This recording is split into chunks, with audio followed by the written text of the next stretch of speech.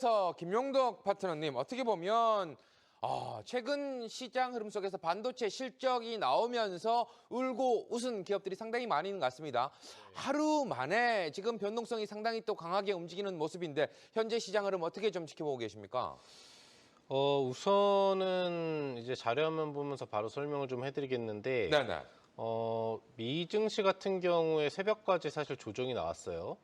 반도체주들이 좀 급락을 해줬고요. 엔비디아도 4%, 뭐 AMD 같은 경우에도 5% 넘게 조정이 나오면서 사실 반도체 업종이 굉장히 지금 시장 하락에 영향을 받는다라는 그런 인식이 강했는데, 반대로 아시아 증시 들어와서 우리 증시 같은 경우에는 대만의 어떤 반도체 후실적 기대 심리와 함께 국내 반도체 관련주들이 또 강세를 보이면서 전체적으로는 또 2% 이상의 급등 장세가 나왔단 말이죠. 그래서 기본적으로 이런 이제 변화들이 나오는 부분에서 앞으로의 어떤 흐름 부분들이 어떻게 될 거냐를 좀 예측을 해본다면은 1차적으로는 파월은 올해 금리 인하가 없을 수 있다라는 얘기를 해줬습니다. 그 얘기는 무슨 얘기냐면은 유동성 공급 효과가 직접적으로 올해는 나오기 어렵다. 왜?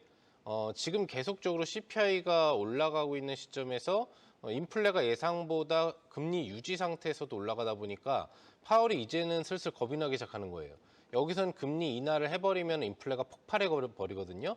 그러면은 경기가 완전히 무너지는 디플레이션으로 빠져버리는 상태가 나중에 또 나올 수가 있기 때문에 그런 부분에서 금리에 대한 인하를 좀 보수적으로 잡겠다라는 부분, 이런 부분들이 미증시 하락을 이끌어줬는데, 기본적으로는 우리 증시의 반등이 나오는 부분 전에 엔비디아의 어떤 흐름 부분들과 그다음에 이스라엘의 어떤 공격 연기 부분들, 이런 부분들이 시장의 반등 전환을 연결시켰다 보시면 돼요.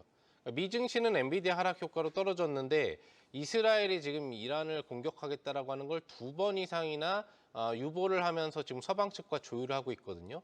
그러니까 이와 관련돼서 서부 텍사스상 중진류가 급락을 해주게 됩니다. 지금 새벽 기준으로. 그래서 우리 증시에는 또 이런 어떤 유가 하락의 안도기대 심리 속에 주가의 변동성 상승 흐름 부분들이 나왔다고 볼 수 있는데, 앞서서 최수창 파트너님이 잘 얘기를 해주셨습니다만 결국에는 제가 4월 달에 주가는 밀릴 거라고 얘기를 해드렸고, 그렇다고 이게 큰 조정으로 이끌어가는 건 아니라고 얘기를 해드렸어요. 지금 바닥 징후 신호가 1차적으로 나왔지만 완벽한 바닥이라는 인식을 가질 수는 아직은 없어요. 여러 가지 변수들이 있기 때문에. 하지만 이 자리에서 바닥 잡기를 잘 해준다라고 한다면은 앞서 이야기해 주셨던 것처럼 이 부분이 상반기 진바닥이 돼서 다시 직전 고점 도전 정도는 가능할 것 같다.